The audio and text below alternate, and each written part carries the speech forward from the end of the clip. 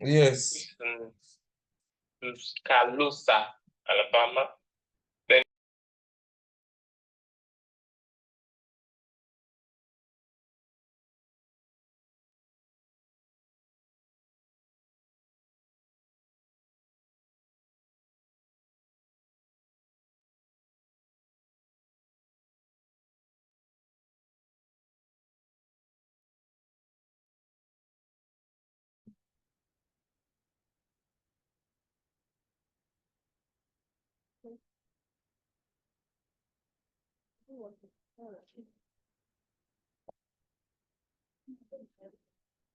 Hi,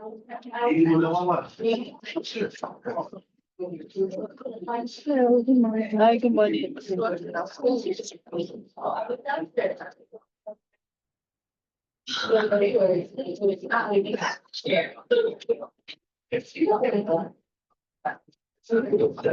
I know to bring this part. I'll find it.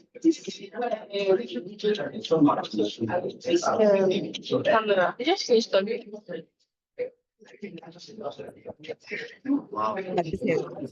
You can. I get it to art. You have to find it back. This thing we should turn it back so the mouse can be here. Two parts.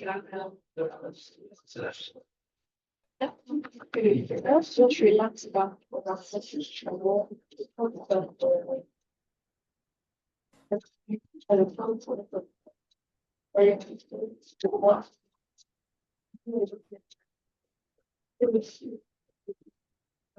morning, everybody. We're going to start in 2 minutes. I think we're ready for one more question.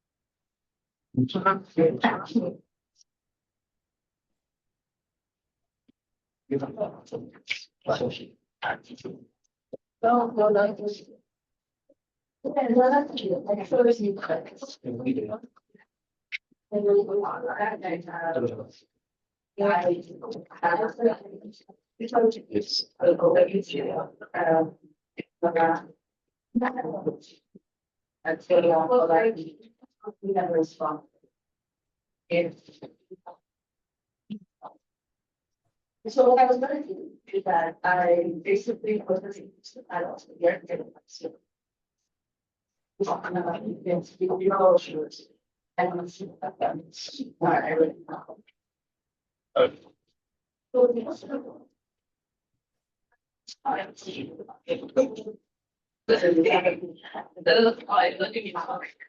And you hear us online. Can you hear us online? Thumbs up, yes. Can you hear us online? She's muted. No, I've started everything. Yes, okay. Can you hear us online? Yes, but before now, Yes. Guys, can you hear us? it's not there. I can hear you. Hello. Hi, thank you. Lai, can you hear us? You haven't responded yet. Matthias, can you hear us?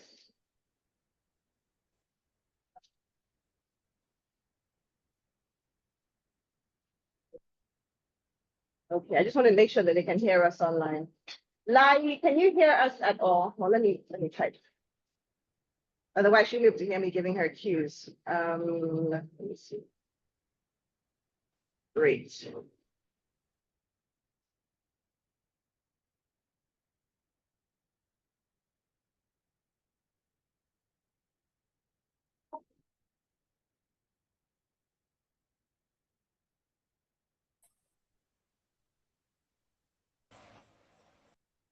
I don't think she can hear us.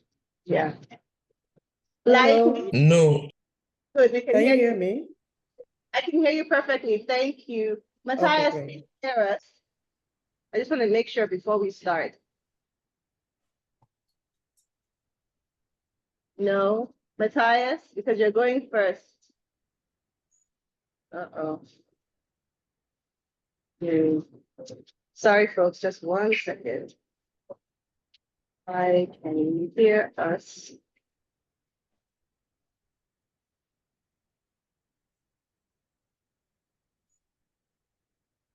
Okay, well, we might have to do something different. All right, then. Okay. Oh, who was that? Nope. All right, well, we'll just begin. We have to start. 1, 2, 3. The 3 people will get 20 minutes each. All right. Where's my watch? Where's my phone? Okay. Thank you.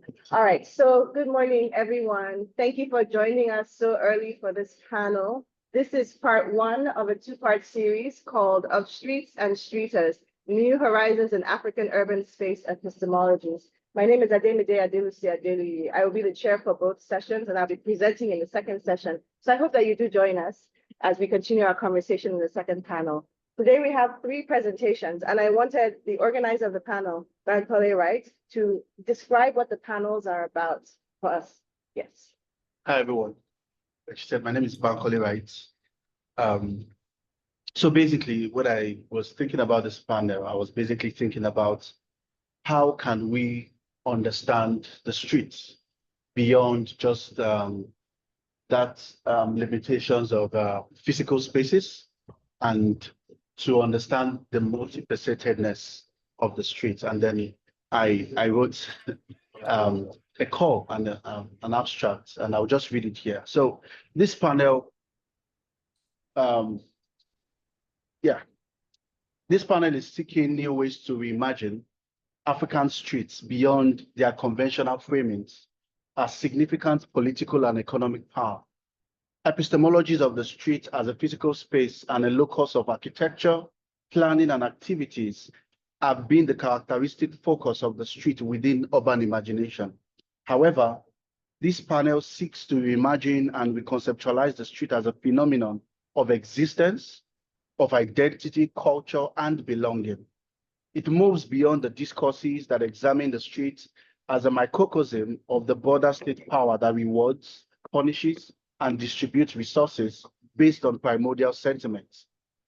This panel is interested in engaging with the African street from its practical, physical, metaphoric, and embodied dimension in spatiotemporal and transient perspective, and within overlapping variables of class, race, gender, and ethnicity, space claiming, among other dynamics.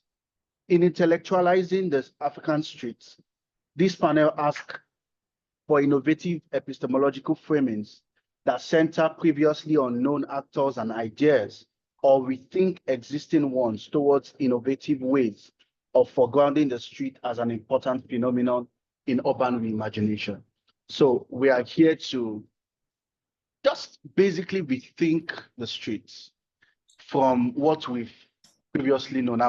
We'll be having very interesting topics, very interesting ideas. So we welcome you, and please engage us, ask questions, and you're welcome.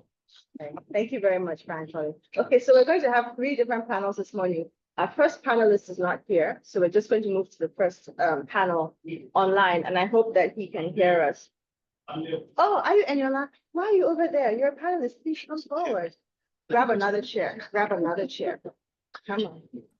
Please join. Oh, you didn't introduce yourself. Please join us. I'll move over here. I had a feeling, but I wasn't sure. All right, so we're gonna have 4. Good morning. I'm sorry. I don't- I've started talking before I knew. Nice to meet you. Welcome. All right, great. We're going to have 4 panelists.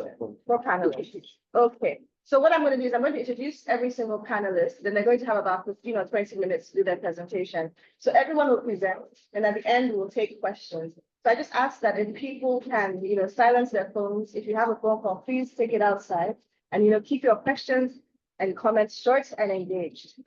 Great. So our first panelist is Olamide Eniola, who is a PhD candidate in linguistic anthropology at Tulane University. His research focuses on the production and reception of news about insecurity and terrorism.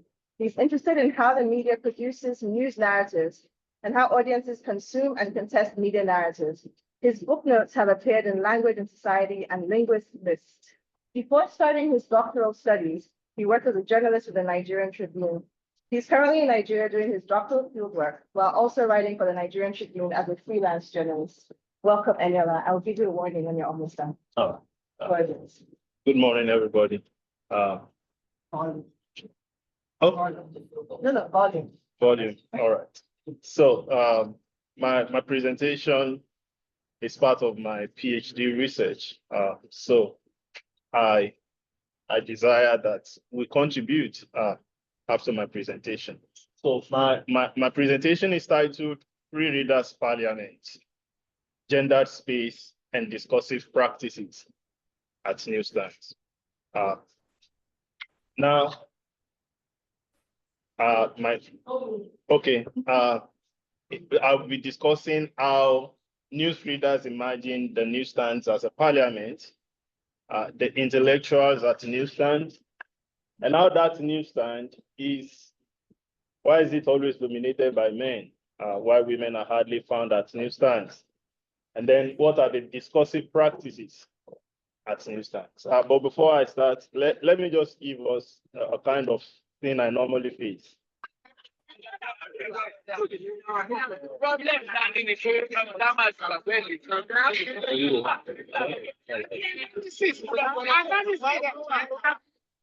I just want to give us an insight into how newsstands look like. So now there is proliferation of technology, which makes news more accessible to people on the phone, on the TV, on the radio. Yet people still go to the newsstands. People still go to the street. And I consider newsstands as part of what Okome described as African visual spectatorship. Because that newsstand is not the only place where people go to view things on the street. People put their TV by the street side and you see people watching movies on the street. Urban streets are not mere passage for humans and non-humans. It could also be places. They are spaces where urban residents exercise the right to the city. And then I just kind of draw from the literature on traffic, publics and circulation of discourse. And I see newsstand as converting the mobility of the street into non-mobility related uses. It's a place where people always stop in the morning, whether they are going to their place of work or a Marua driver just returned from a trip, he wants to know what is going in the news. So at that point, the street is no longer for mobility. Rather, it is a space. It is the venue for the circulation of discourse. And like Omobowale, it all describes it. It is a center for social consciousness. Or what they describe as the roadside court. Again, you see that newsstand, as I will eventually show, people just don't go there to read the news alone. Other issues come up and which shape what the newsstand is. But before I go into the question, how do I come about the parliamentary Free Readers Parliament? I was conducting my interview with one of the news audiences. And he said, don't you see, this place looks like a parliament? And my understanding of parliament is at the parliament, people will sit down and maybe have a microphone in front of them and raise their hand and talk. But I discovered that the parliamentary polls that newsstands have for news audiences in Nigeria does not necessarily involve sitting in a room full of AC in a cozy environment. For the fact that people can stay in that space and raise their opinion unhindered, uncensored, And that gives newspaper stand the kind of parliamentary post. And these are the questions I intend to ask. What makes and how is the African newsstand a parliament? I think I'm already answering my questions. How does the African newsstand become a gendered space? And how do male audiences do their discursive work of news engagement and circulation? Now, my method involves visiting the newsstand and talking with the vendors. Of course, some currencies exchanged hands, because by staying there, I looked so totally different from the kind of people that visit. So I needed to seek their consent so that I'm a stranger actually, but there are people who know about me being in that space, so that I'm not recording them surreptitiously. At least I have a consent of the vendor. I observe people in Abeokuta, Ibadan, and Lagos, and I do audio recording of naturally occurring conversations. I also interview vocal participants. I interview the newspaper vendors too. I make some notes on my phone while on the field. But much more importantly, it is about my being in that space, because they make a lot of arguments which are not factual. Maybe they are true to their realities. I stand here and I'm like, should I correct what is going on, or I should just sit back and watch? That kind of ambivalence about my positionality. In fact, I took on the role of the journalist from the ideas coming from my interviews. They'll be like, are you a DSS? Do you work with security state? Or do you work with SSS? And someone walked to me one day and said, you that I'm looking, if I rate your dressing worth more than 10,000 naira. So you don't belong here. So I found myself in that complicated identity at the newsstand. But again, I discovered that in the term People's Parliament has been used in the literature by Plissat, the boy and Plissat. I think they were writing about Congo, and they describe the newsstand as People's Parliament. But I think my participants are more specific as to which kind of people occupy the newsstands when they say it is free readers and they are male. It is People's Parliament functioning as an arena of sociology. I just joke. Now, what makes this the arena for the men? And I draw so heavily on the literature. One of the things that I think make newspaper stands an arena, a gendered space, is because of infrastructural deficits. And Okome describes that as street sites of consumption are ad hoc spaces of seeing, reading in my case, which present the absence of an absence. And by that, what you would see in a typical cinema, which is also a site of consumption, is missing at the newspaper stands. And I try to just call up some pictures to describe the deficit. People stooping low to read the paper. You see the paper on the tires. Those are the kind of infrastructure that dominates the newsstand. And you see people sitting on stones to read the newspaper. But again, I see that newspaper stands occupy contested spaces. The space, because they are always on the roadside, the pedestrian, sidewalk road that is supposed to serve trekking is used for displaying newspapers. They occupy that space. They reconfigure the use of that space. That space is supposed to be for trekking, for pedestrian, but which has now been turned into a space of information. And in my interview with the vendor, I said, nobody dare come to pursue them from there. And I said, why? So we are working for the government. We're making sure information is available to people. And because we are making information available, that gives us the legality, the authority to occupy the space. And there is something I want to point out, the infrastructural deficit. And if you see this newsstand, this is small, this space is small too, compared to spaces in Abeokuta and Ibadan. Apologies to Abeokuta people and Ibadan. Now, and you want, if you could see the top of that, newspaper stand facilitated by Representative Femi Gbajabiamila. There is a history behind that.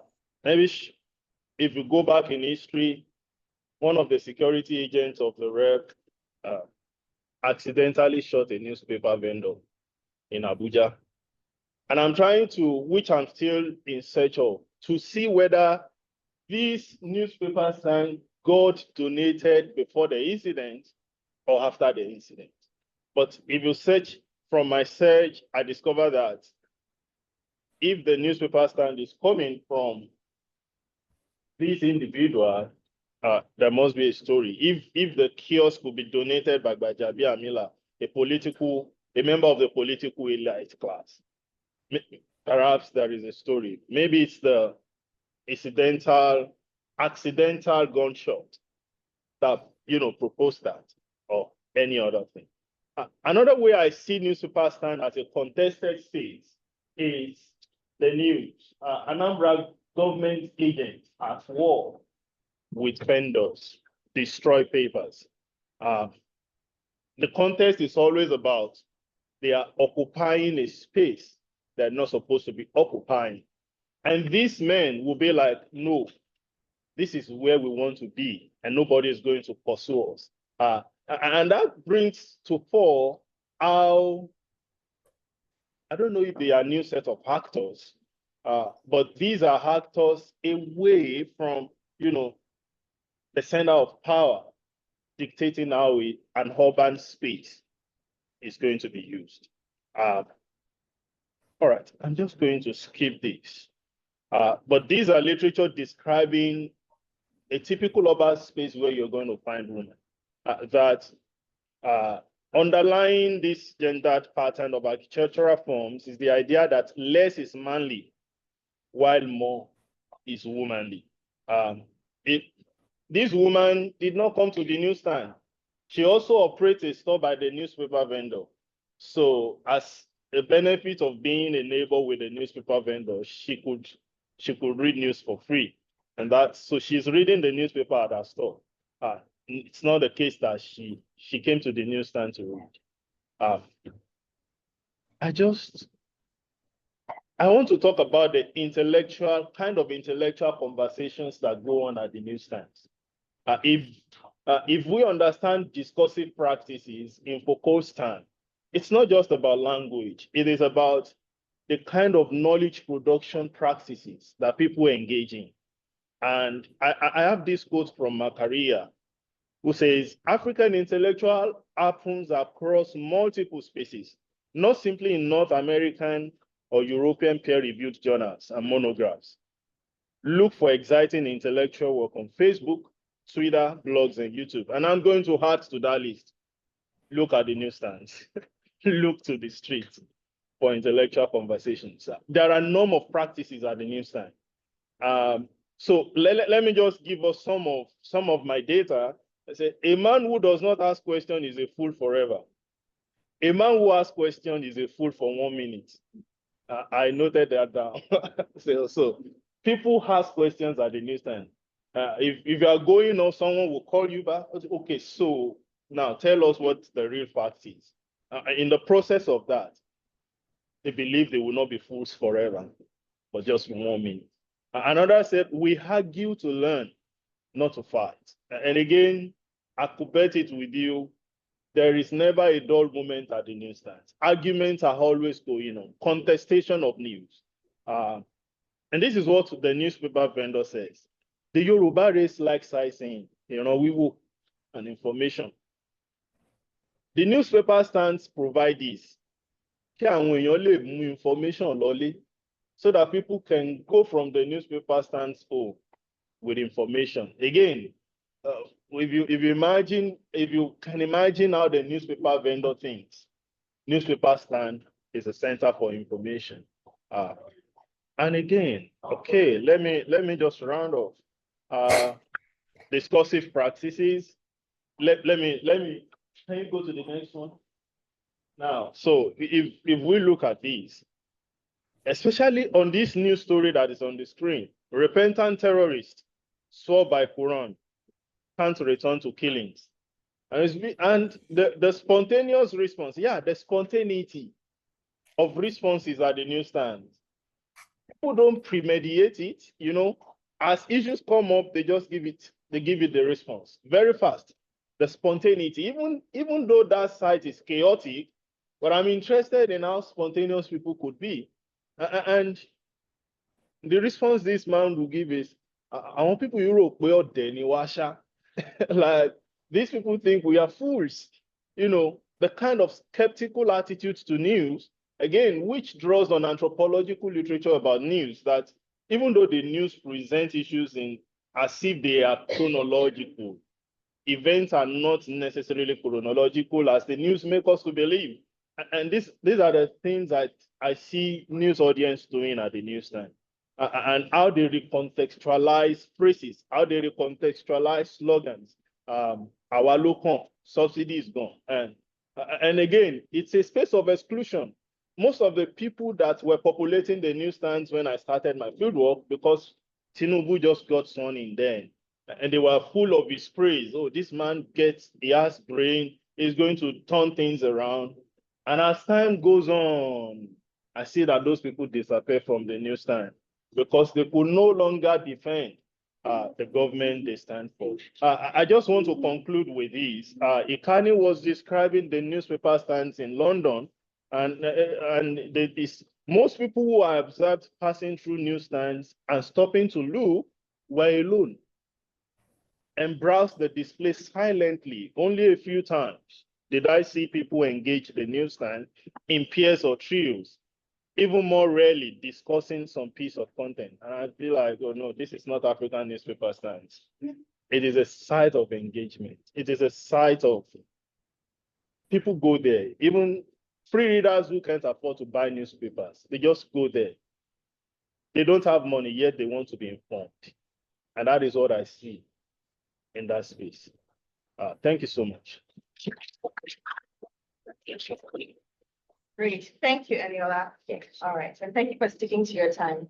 Great. Matthias, can you hear us now? I think you could. Yes, I can hear you guys. Yeah. So, We can hear you perfectly. Good morning. Are you going to share your screen? no. Okay, very good. I'll just introduce you. All right. So Matthias Chukwudi Isiani holds his baccalaureate and master's degrees from Nigeria. He's currently a PhD student and a Benjamin Franklin Fellowship awardee at the University of Pennsylvania's Department of Africana Studies. Chukwudi's research combines sociology, demography, cultural studies, oral history, urban planning, and geography to explore how colonialism and racial conflicts reshaped human space, environment, labor, and urbanism in southeastern Nigeria. He's also interested in pre-colonial African definitions of space and place. Welcome, Matthias. You have 15 minutes. Okay. Thank you so much. I'm not even take more than that because my research is still an ongoing one, and I'm curious to hear from colleagues what they think and how I will go about to write the research. And so I'm just thinking through on what I call policing the city dwellers, urban reforms, and street control in Nigeria. And I'm trying to struggle between the concept of streets, what we perceive as streets, and streets beyond where people live. Because most of the time when we say we are living at this number, this street and all that, beyond where we live as a street, would we also say that streets is a form of last resort for for the lower populace, or let's say ordinary Nigerians or everyday life? How do we use streets to represent our last resort? You know, kind of discuss our everyday life with the government.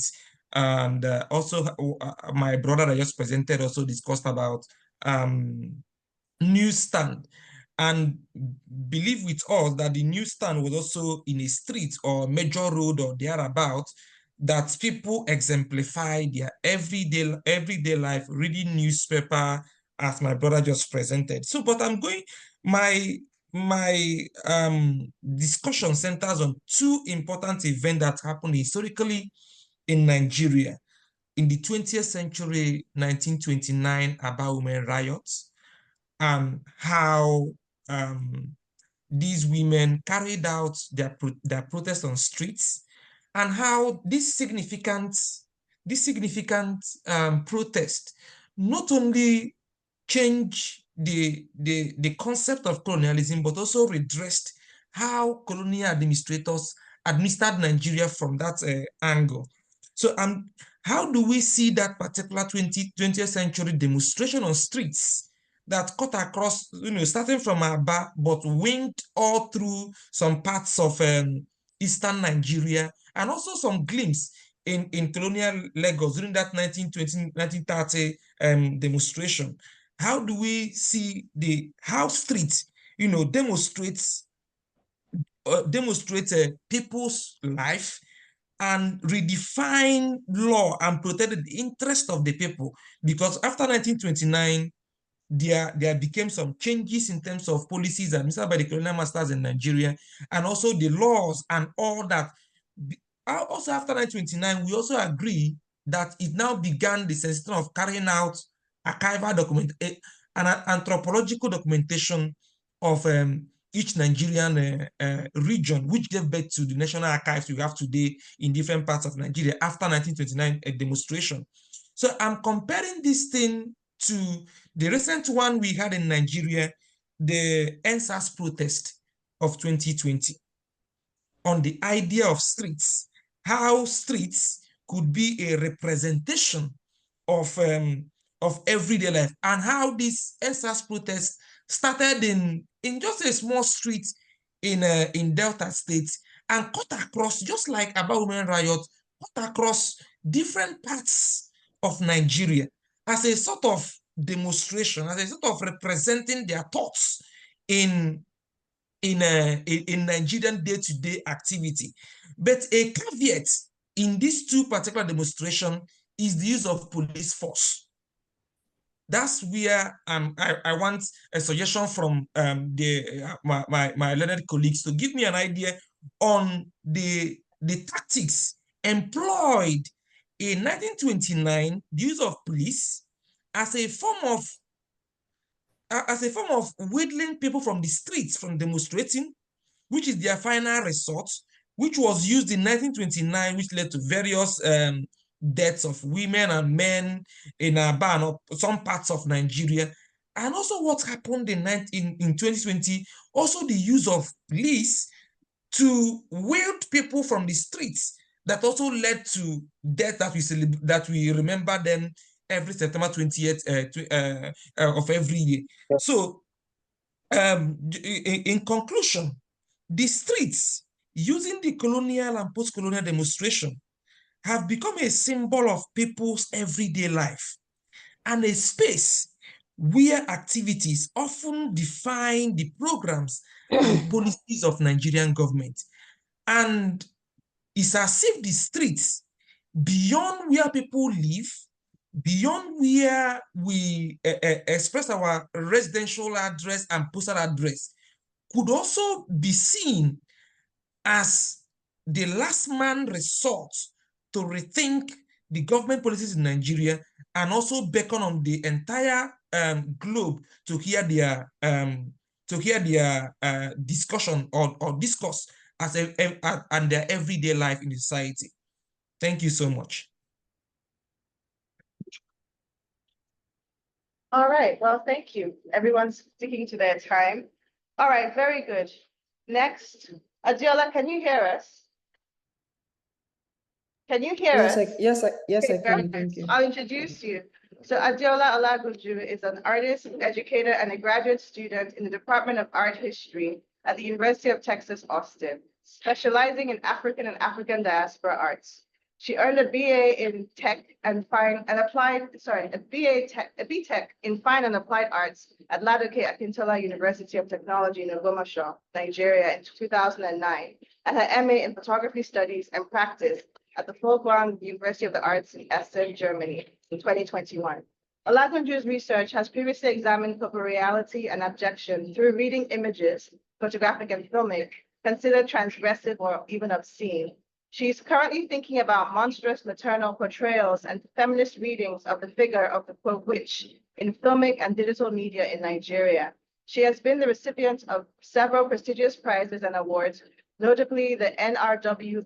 Bank Kunst Prize of 2021, the Seydou Keita Grand Prize at the Bamako Biennale in 2019, and the Lagos Photo Festival Award in 2012. Welcome, Adiola. We're very happy to have you. You have 20 minutes if you want it. Thank you very much. If we have more time. Let's quickly share my screen.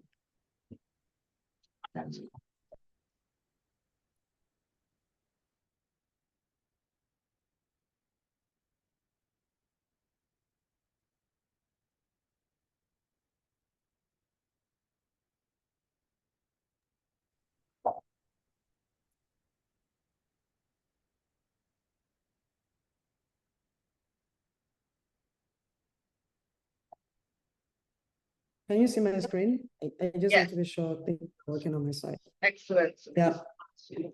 Thank you very much. I'd like to present an offshoot from a project which I have explored artistically, which is about the area boys in Lagos, Nigeria.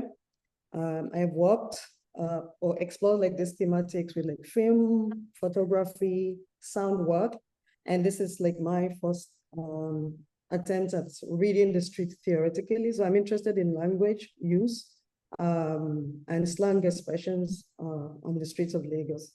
So I get to my readings.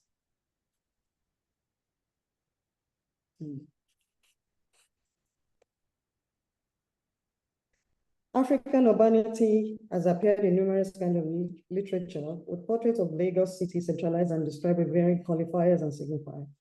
From Nigeria imagined as simply an abstract country with a single material city, Lagos, to Equincy in 1954 exploring Lagos through the underground economy of sex workers, burglars, forgers, exposing the tussle that underpins the daily life of the city dwellers.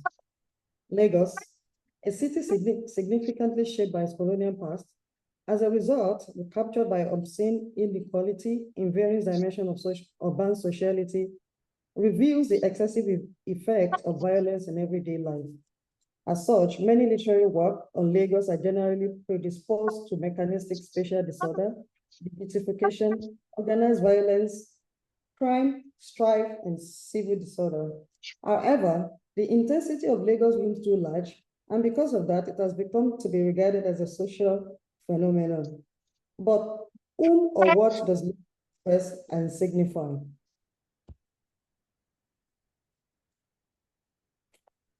Although what constitutes Lagos is primarily understood through its history, geopolitics, and socioeconomic conditions, this urban space also manufactures and produces a couple of phenomena. Cities comprise natural and built components, serving as living spaces for people. According to Lviv, there is space fashioned, shaped, and invested by social activities. In this way, a social space cannot be adequately accounted for either by nature or by its previous history alone. Instead, through mediations and mediators, actions of groups, factors within ideology, or within the domain of representation. One of these active social agents and mediators through which I attempt to read Lagos City closely are the urban youths popularly known as the area boys. Though famously considered the social menace, scholars such as Omitogo in 1996, Adisa 1994, and Ismail 2009 have written about Lagos street culture and the so-called area boys. Ismail examines the involvement of area boys in crisis of order in downtown Lagos in his 2009 article, the dialectics of junctions and bases. He analyzes the emergence of bases and junction as modes of organization and differentiation between and among youth in urban Lagos. He argues that bases and junctions encapsulate alternative and distinct, yet connected forms of subculture that are simultaneously imbibed and projected by gang members. In his article, we experience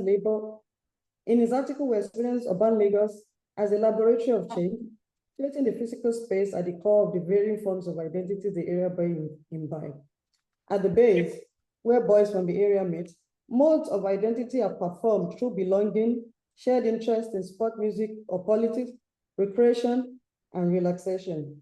As such, a base is a close-knit social unit with proximity of residence and socioeconomic consideration being the most common membership criteria. Whereas junction, located at crossroads, intersection of 3 or more streets, is commonly considered a space where touts congregate to obtain unlawful levies and taxes from private and commercial transporters, passerby, and bidding from transporters. While the delineation of the two physical spaces based on junction purpose stark differences, in reality, they are interpenetrating modalities with the area boys as agents with multiple agencies and rationalities. In this light, the commonly held notion of area boys as just delinquent and criminal is destabilized, revealing their social identities as somewhat ambiguous, shifting from space to space, unmasking the indexable power of the physical space to produce varying identity. As such, junction and bases serves as territorializing and districting devices, a means of distribution, maintaining, perpetuating identities of particular territories. Ismail, 2009, proposing bases as a realm of conviviality, a relaxed atmosphere for conversations about shared interests. While this is clearly the case, a base is also a space for discourse, where language as identity markers function prominently. As such, discourse is composed of distinctive ways of speaking, coupled with distinctive ways of acting, interacting, valuing, feeling, dressing, thinking, believing with other people to enact specific socially recognizable identity, or engage in socially recognizable activity. In furtherance of this study, I focus on speech, discourse, and language of area boys as consolidating factors that not only shape or construct junctions and bases, but also the Lagos urban society.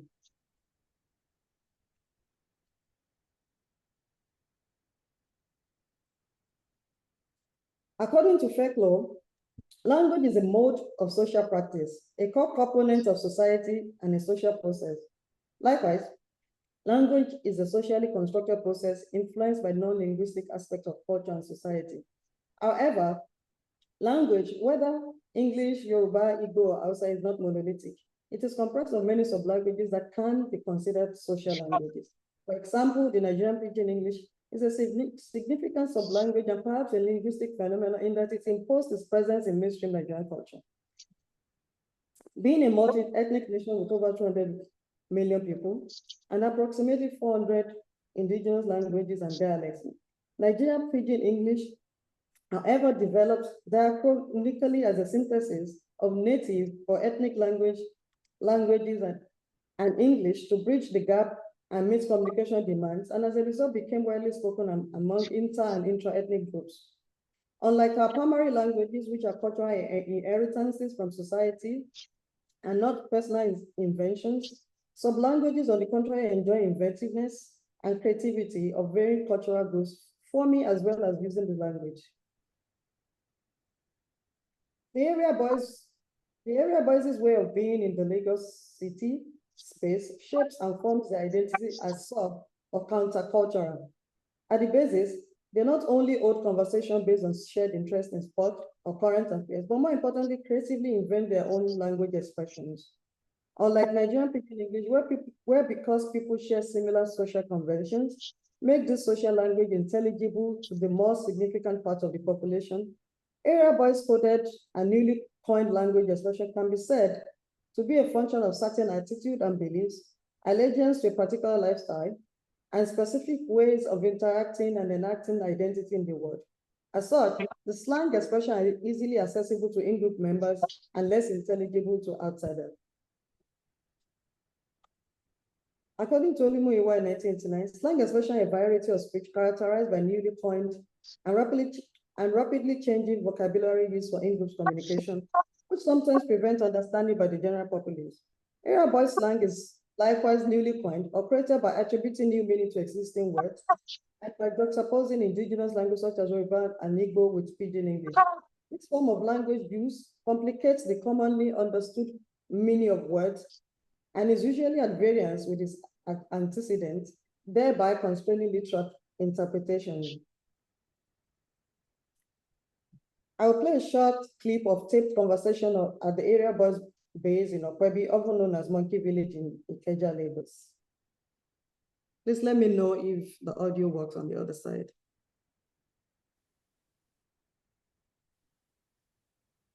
We can't Do you hear. have sound? No. Yes, we have sound.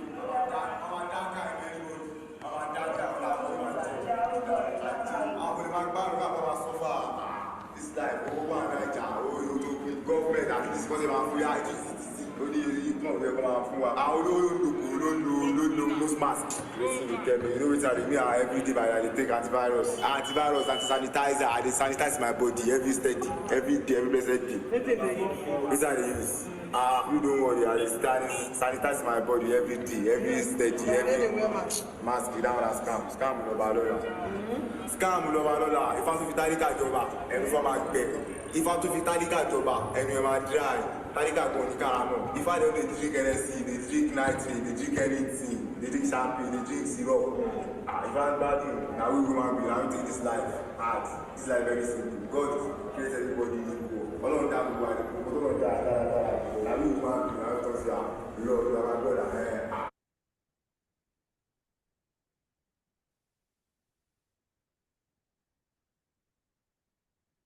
When the area boys employ this slang expression, I surmise they're not just using words, they engage in discourse, a unique form of interaction with other people, words, values, feelings, objects, tools, technologies, and places to establish a distinct language.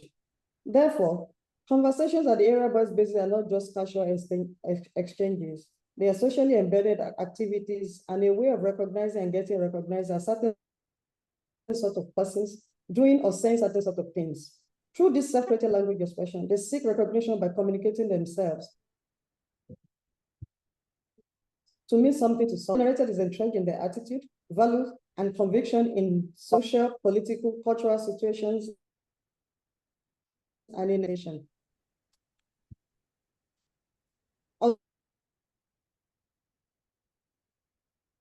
The general public maintains some social from this group as potentially threatening and volatile. The distinctive slang expression originating from this basis, acknowledged as intelligible or not, find their way into mainstream media, mainly through Nollywood movies and Nigerian pop music. Many Afrobeat artists have used the area basis slang expression in their music, ranging from Reminisce, Olamide, Whiskey, Ashake, Burna Boy, and Sheyi Vibes, to mention a few. In Nigeria, semiotic systems such as language can be said to function as social structures, and activities such as talking, dialoguing, or conversation function as social events. In this context, social practices, by use of language, serve as a filtering mechanism, favoring certain possibilities but not others.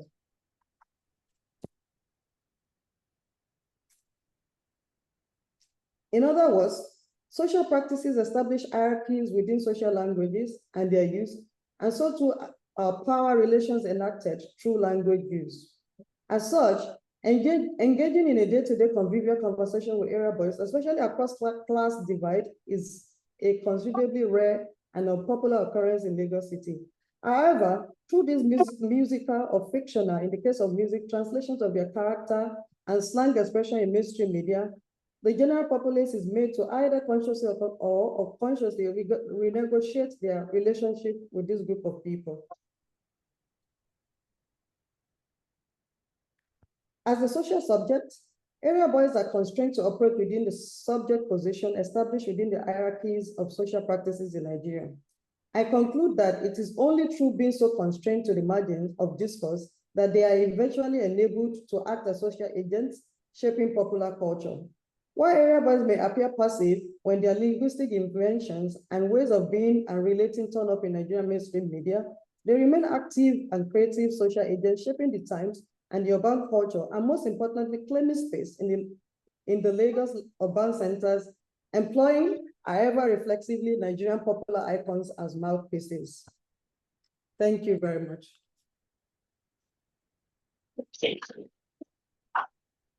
Thank you, Adiola. All right, so.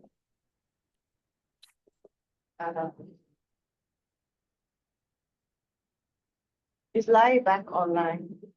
No. All right, so we're going to move to our next speaker. Amaka, can you hear us?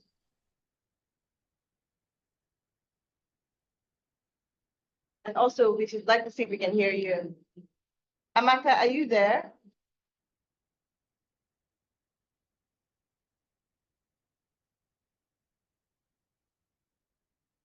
All right, maybe we'll give her a minute or two. Oh, excellent.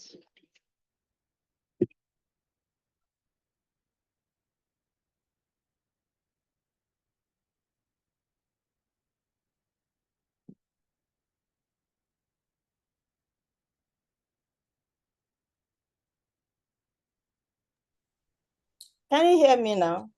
Yes, loud and clear. Very good. So let me see. So Amaka Emodi joins us from Obafemi Awolowo University, and today she'll be presenting Streetism and Insecurity in Africa, unveiling the Skolombo boys and Lakasera girls of Calabar.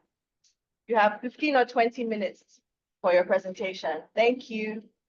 Thank you. I'll share my screen. Thank you.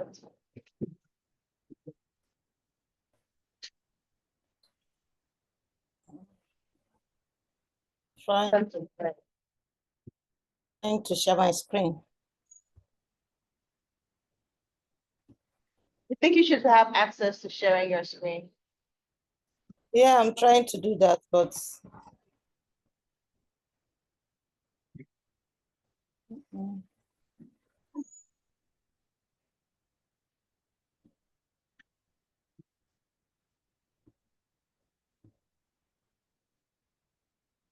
no. Share. Upload.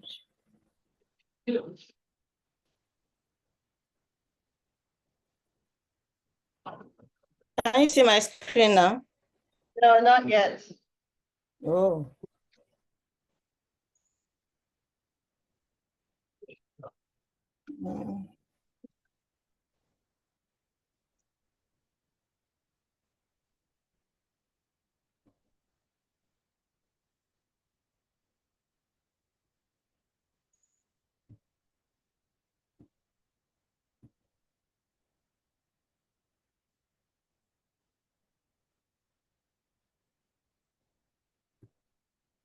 Well, I wouldn't want to take our time since I'm not a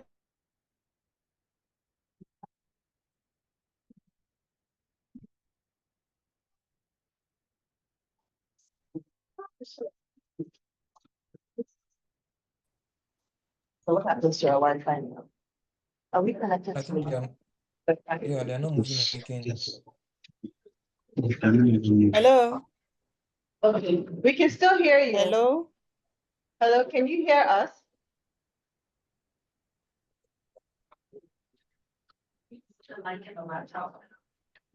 Oh, okay. I was saying, since from my end, should I send it to you to share? Thank you, disconnected.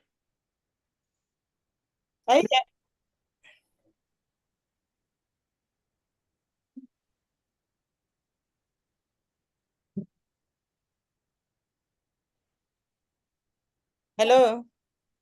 Yes, we can hear you. Hello? We can hear you. Can hear you.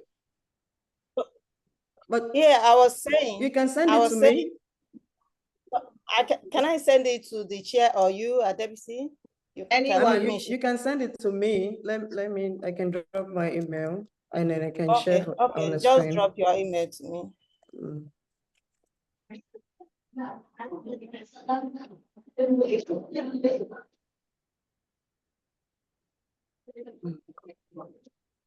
Do you have my email address? I sent mine to you, so you can just like, you know, Did if you you check send- like if you check the Zoom chart, Okay, okay. you find like mine, and then you can send it Yeah, to share by share. yeah. Thank you. Thank you, Adiola. And then me do. So that's my email. You send it to me, that's also fine. You can either send it to Adiola or send it to myself. I will put it on the screen for you. Okay.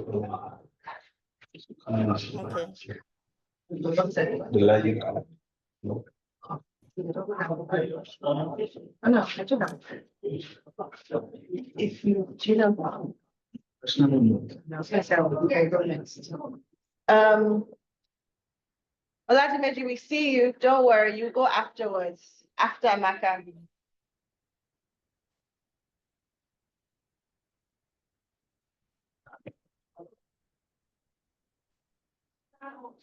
Sorry, folks, just give us a couple of minutes. We'll start this out.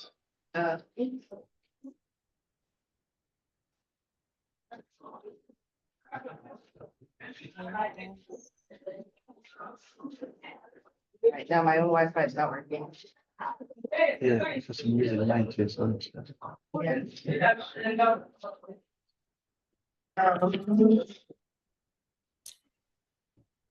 Amaka, can you try one more time to share your screen? Yeah, I'm sending it right away. No, I mean to share your screen. Can you try one more time? Because I'm not able to get, my email is not loading. Oh, okay.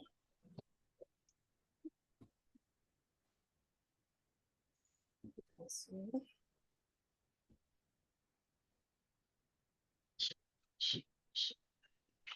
Another suggestion would be for Oladimeji to probably start, and then we can reserve Amaka's thing behind. All right. So thank you. So Amaka, while we're waiting, thank you, Adiola. That's a great idea. Oladimeji, can you hear us? Are you there? Can you hear us? Because we can't hear or see you.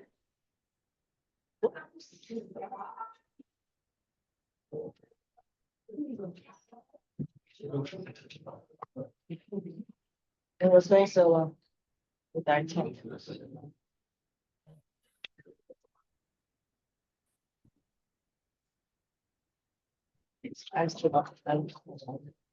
Oladimeji, can you hear me?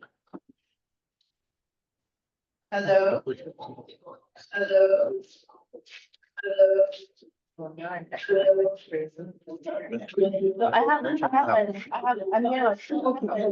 Thank you. It's just the screen is quite good.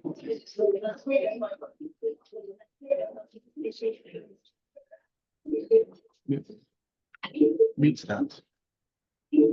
that. Why are we echoing?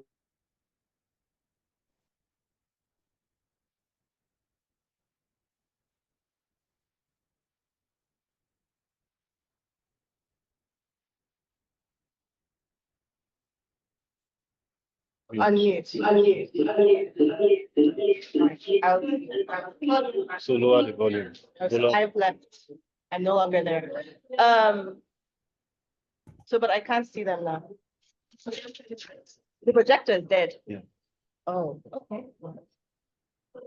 Oladimeji, can you hear us?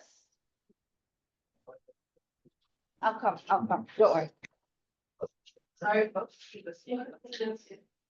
Oladimeji, can you hear us? Oh, he's gone also. All right, Amaka, maybe you'll go next then, since he's here. So our projector is dead anyway, so you're just gonna have to talk. Sorry about that. We have no power. So can you start? Yeah, but no one's gonna give you space. Speaker is there.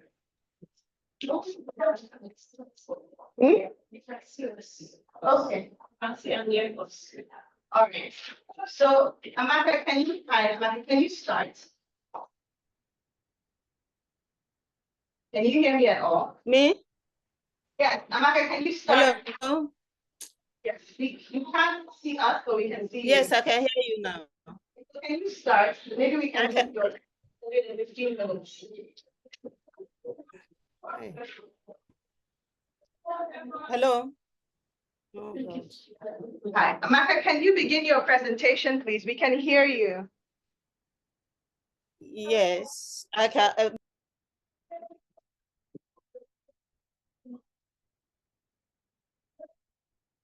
Okay, she's gone. All right. Good afternoon, Professor Olasukami. Can you hear us? He's gone too. Okay. Amaka, are you back? Can you hear us? Can you Yes, start? I'm back. Okay. Can you Yes, start your I'm presentation? I'm trying to share it yet. No, don't share your screen. Don't bother sharing your screen. Just start speaking. You have about 10 or 15 minutes. Okay. We don't have any lights here. There's no light here, so we can't see you. Just you can start speaking. Okay. Yes. Okay. Thank you then. Yeah, my name is Amaka, as you already know, and I'm speaking from the Obafemi Awolowo University, Osun State, Nigeria, and I'm presenting the topic Streetism and Insecurity in Africa, unveiling the Soklobo boys and Lakasera girls of Calabar, Nigeria. Now, streetism is relatively a new concept. It is referred to living on the streets or being of the street. There are two different meanings when you live on the street and when you're of the street. It is sometimes used to describe the street children, especially of Anglophone Africa. In the concept of streetism, or the concept of streetism was first used in December 1988 for the street children of Ethiopia. That's by Mosa and Raja, 1988. And a new 1996 also explained that the term was relatively new, and it described ways that are associated with the street. UNICEF in 1995 described streetism as a term used to define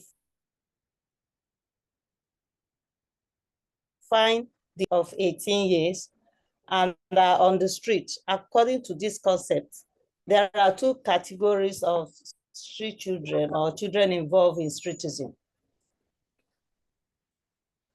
The World Health Organization classified street children into 4 categories. Number 1 are children who live on the street.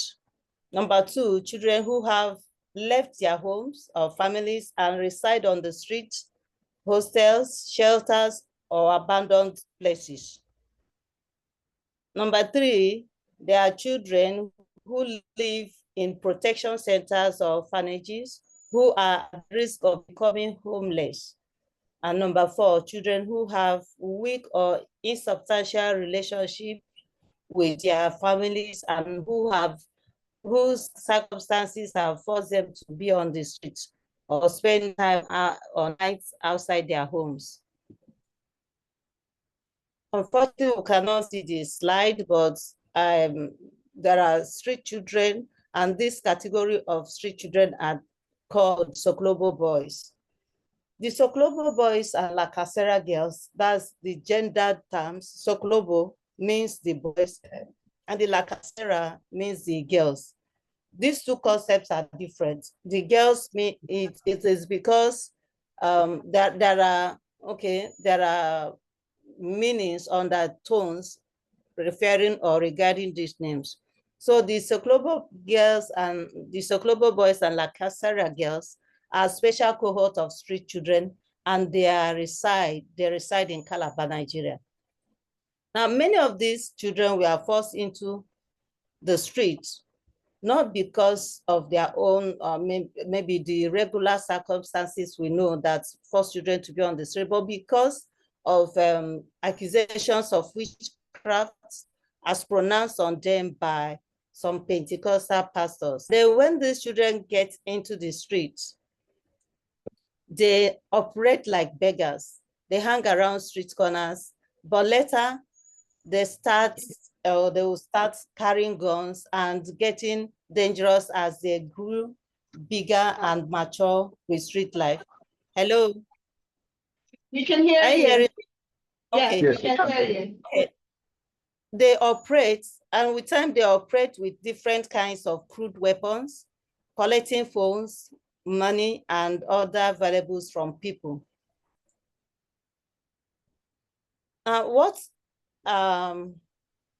Okay, it's still a slide showing street children, how they feed, where they live, their residence, how they hustle for food and all that.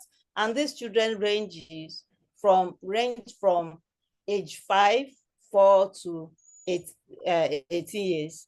And some are also grown adults. Unfortunately, we could not see the slide. You will see the adult people who are also street children but have grown into adults and have started their families as also on the streets. So Lux in 1998, Lux is a scholar, said that there is another category of street children, and they are referred as children of street families. These are a group of related individuals who live and work on the street on a full-time basis.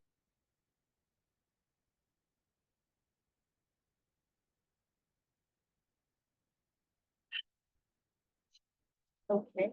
Families are predominantly female-headed families.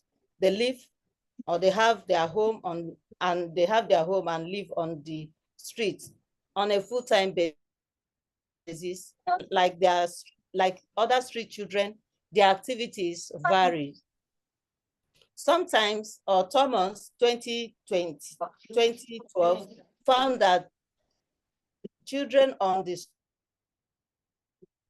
streets or children who are experiencing street migrate into the street for many reasons, including sexual, physical, or emotional abuse, urbanization, that's development, and then also being forced into criminal activities, or being rejected, outright rejection from their families, amongst other factors.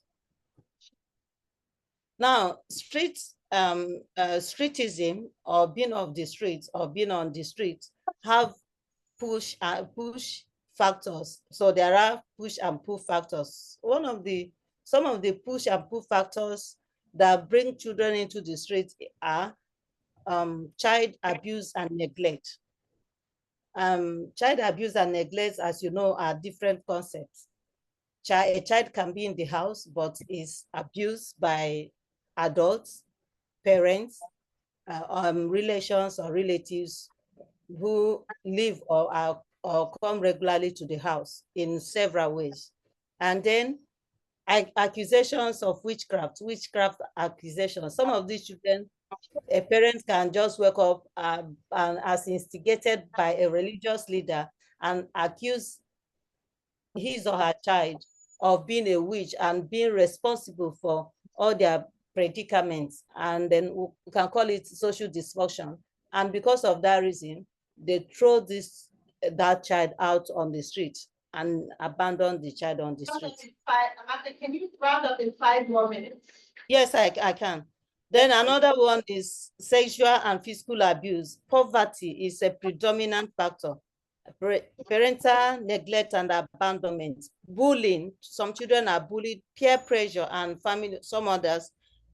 If I happen to share it, you will get to know. Then I wouldn't want to continue with the literature. I want to. Another factor, one of the things that also make children to be on the street is adult gangsters.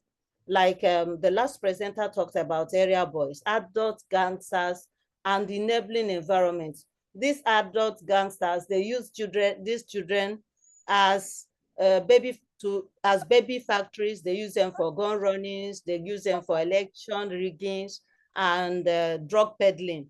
They also use them to run their breadth businesses, and they use them to beg also. So when you see a child, they'll dress children as school children for, you see them, you think they are school children, but they are not. They are actually running guns for adults, and they sustain them on the street. Then why has streetism not been mitigated? One of the reasons is interventions. Interventions have not been proper. It has been daunting as choosing the best method to deal with the situation. One, there is absence of regulatory bodies, and to eradicate poverty is a very daunting problem, because when parents are so poor and they cannot cater for their children, and it has been endemic. There is no way, most of them abandon their children when they cannot be responsible for them. Then there is no stiffer punishment for offenders. I learned that there is law. The Calabar government in their parliament, when we visited, told us that they have a law, but the law has not been so operational. It's operational, but nobody has been punished. So no stiffer punishment. And it has continued because of the enabling environment, adults who also encourage these children to be on the streets. And the laws are not implemented, even though they exist. And the security implication of having street children on the street is that they act as foot soldiers for criminal gangs, and they also act as foot soldiers for militants and even terrorists like Boko Haram and other militias that have taken up arms against the state. So what can be done in conclusion? We should give the consequence. Hello? We can hear you. Yeah, the consequences of unabated push and pull of abused children of Calabar, Nigeria into the street on account of witchcraft should be stopped. It cannot be overrated, and up to today, it still exists. The weight of the work of literature should also has revealed that there are multifaceted factors why these children are on the street. By some of them could be political, moral, and intellectual factors. So these things should be looked at if we have to get our children out of the street, because if we want to have a peaceful Nigeria and peaceful society in Africa, then there is need for children not to be pushed into the street. Thank you very much. All right. Thank you, Amaka. And so for our final presentation, we have Oladimeji Olasunkomi. Is your co-presenter here with you? And can you speak up so we see if he can hear you? You unmute.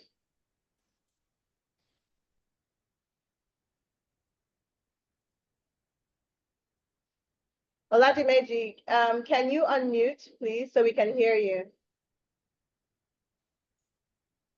Do you think he's what? Oh, okay. Oh, here we go. Great. Can you say something so we'll see if we can hear you, so you can maybe get your presentation in?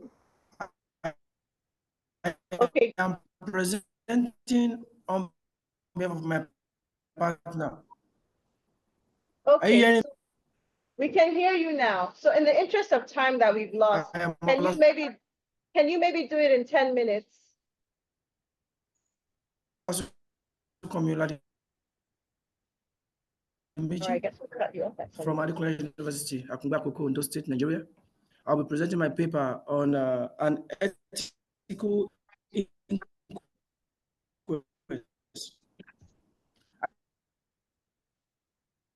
Are you hearing me? Sort of. But please go on.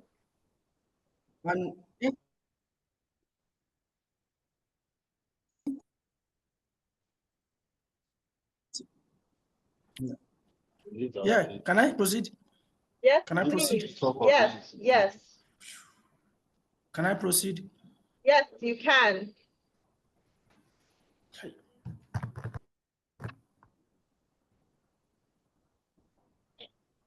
Stable network.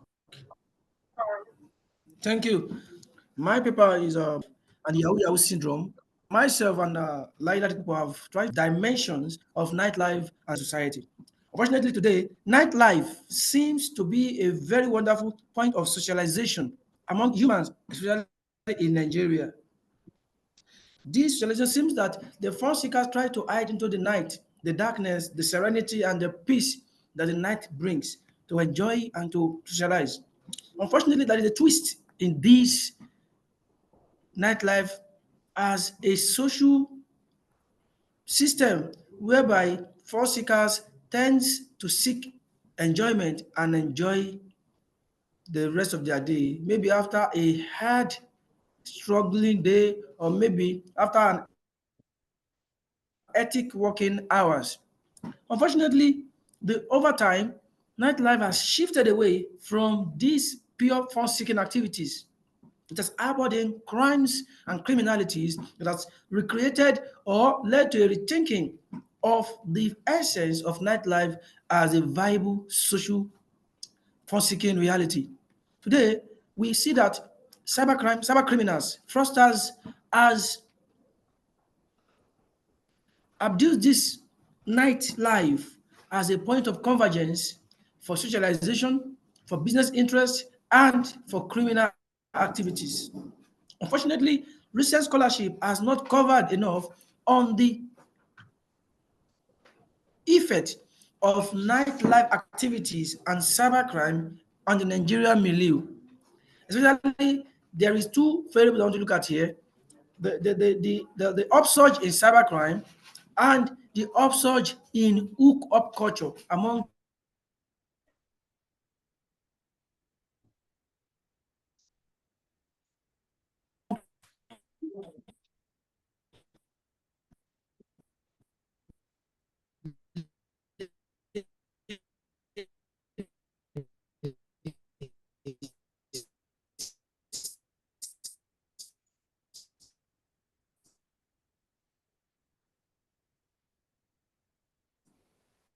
being seen as a paid job. Now, cybercrime as an act of illegality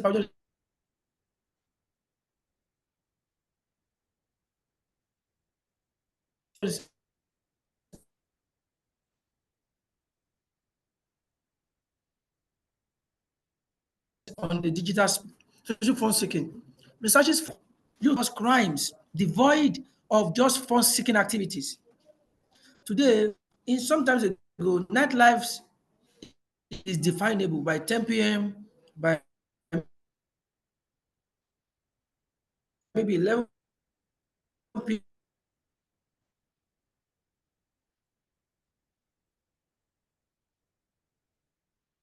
p.m. At most times, everybody will turn back to their various houses. I see young ladies who engage pop culture or sell, which we tag, it is enhanced through the to them. It's like a succor for these heinous crimes or heinous activities among these youth.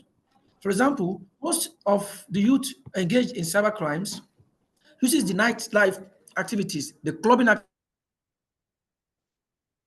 activities, the lounge and the bars as a point of convergence to network, to what provide opportunities that is still ongoing, and even what is to be called updates on different forms of criminal art, or let me say would be sort of income that clients, so-called, or their victims would fall into.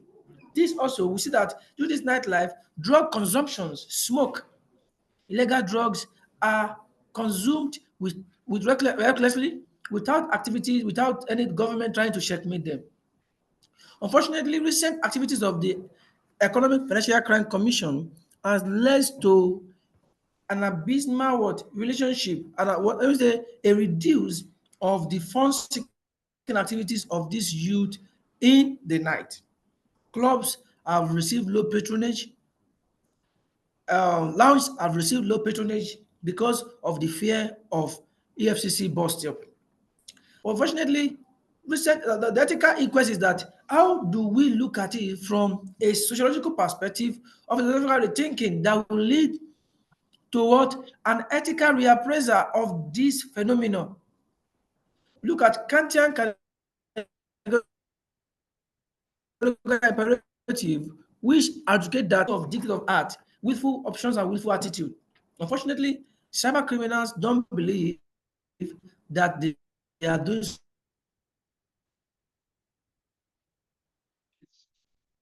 Oladimeji, can I ask you to start rounding up so that we can take some questions? so. Hello? All right, unstable. Oladimeji, if you can hear me, can you start rounding up so we can take some questions? We're running out of time.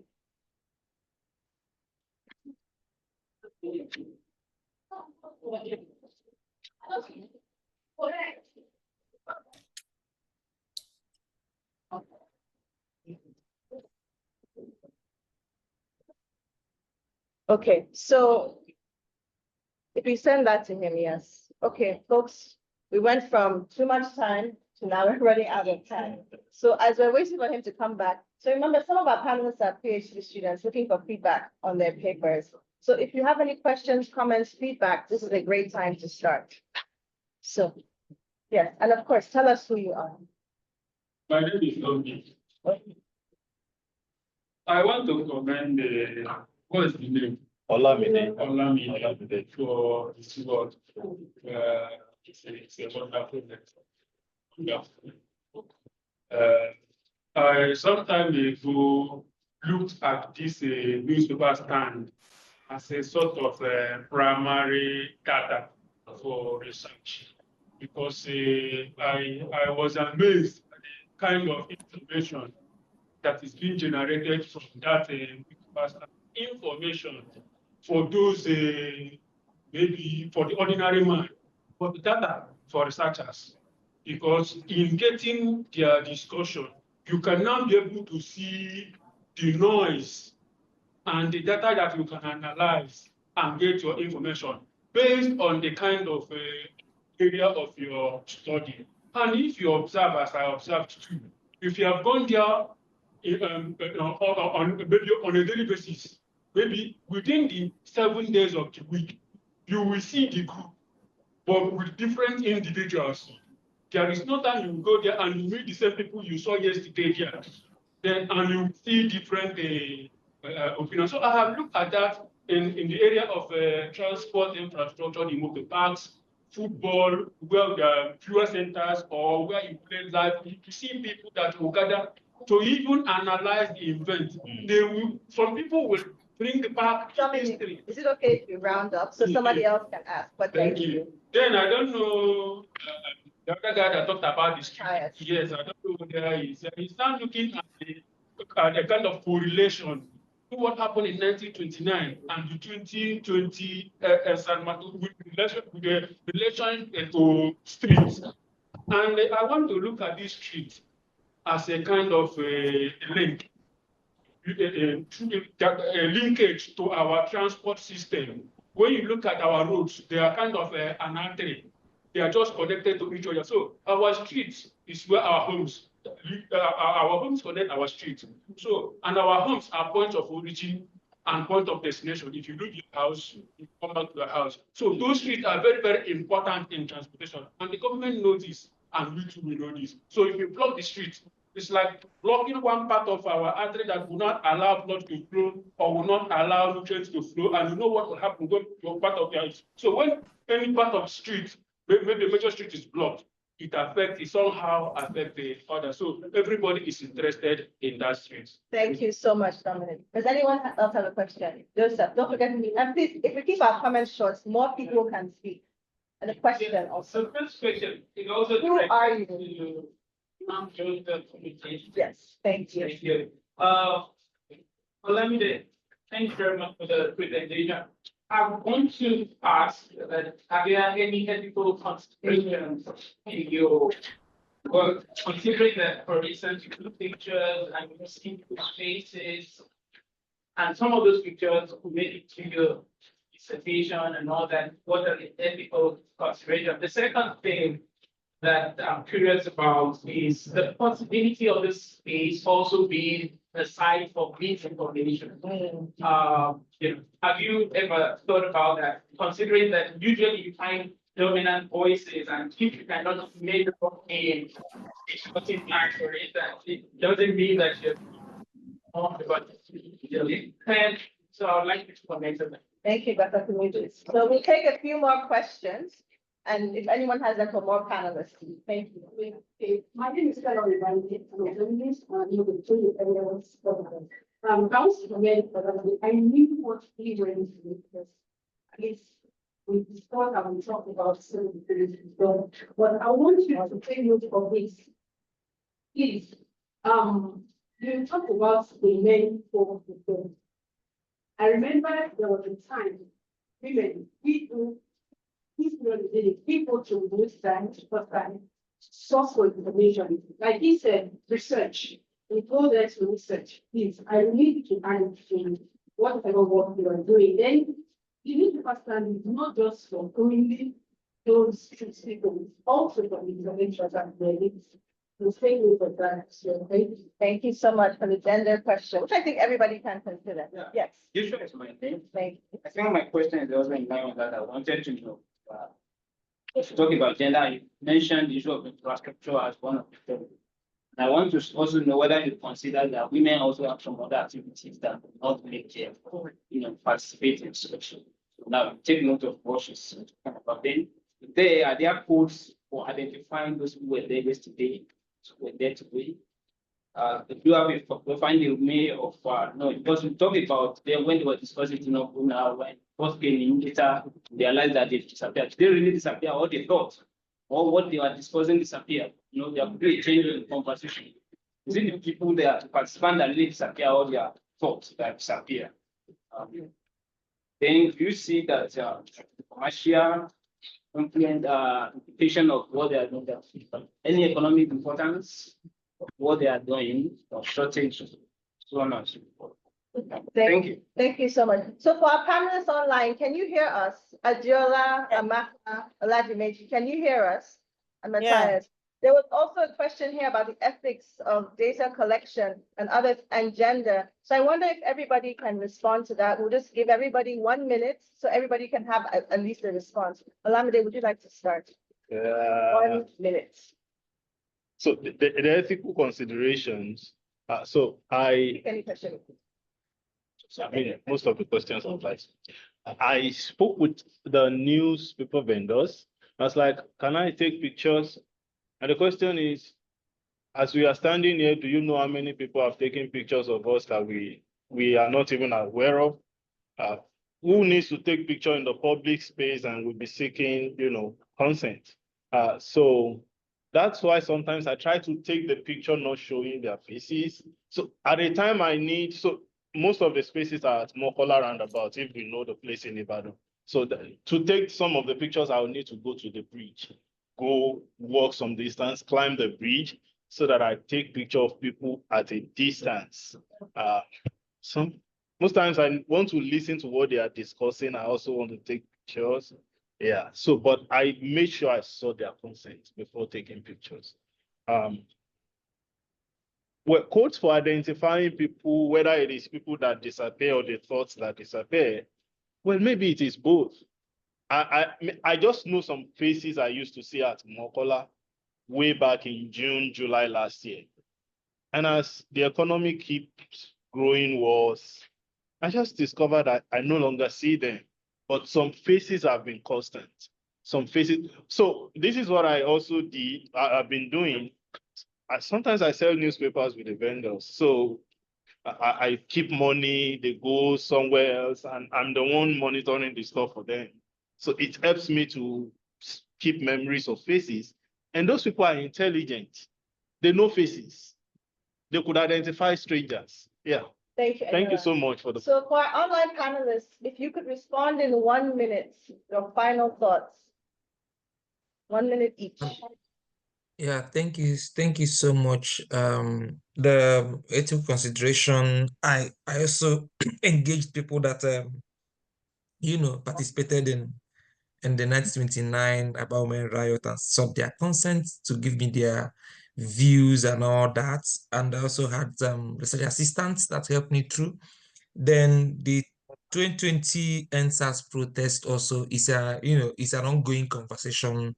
People participated, and also I was also in Nigeria during the period, so I engaged also people that participated, which I'm also part of the people that participated in NSAS protest,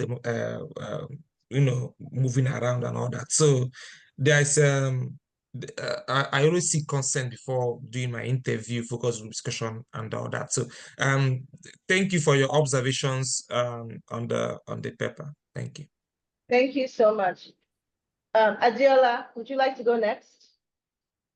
Yeah, thank you very much. I mean, the nature of my project being like a very long-term one, required that I work collaboratively with my subjects, if it's appropriate to use that word. So yes, in my case, I didn't employ things like contracts, because some couldn't read, and I didn't see any sense in making people sign where they don't understand. But we employ like the traditional Yoruba approach of adem, and that guided my practice and working with people for like 2 years that I was in this field work, making the work. So this was how I approach my research and my field work. Thank you very much. Thank you so much. Anamaka, 1 minute, please. Okay, before I took the pictures of my respondents, I asked for their consent, especially the adults, Sokolobo boys and Lakasera girls. So I had their consent before taking their pictures. But I raised my hand because I wanted to make contribution to Oladimeji's paper. Okay. But unfortunately, we're out of time. That's why, and he's not even online. But I wanted to say, but thank you so much for responding. So we reach the end. Thank you so much. Thank you to our panelists. Thank you to our presenters. Thank you to our organizers. Thank you for coming and engaging with the papers here. I'm sorry for all the technical difficulties, but we wanted to have more people participate, and this is what we're dealing with. Thank you so much. Our next panel is starting in 15 minutes in B106. I hope you join us there as well. Thank you. Yes. Thank you. Thanks to our chair. Yeah, you really did.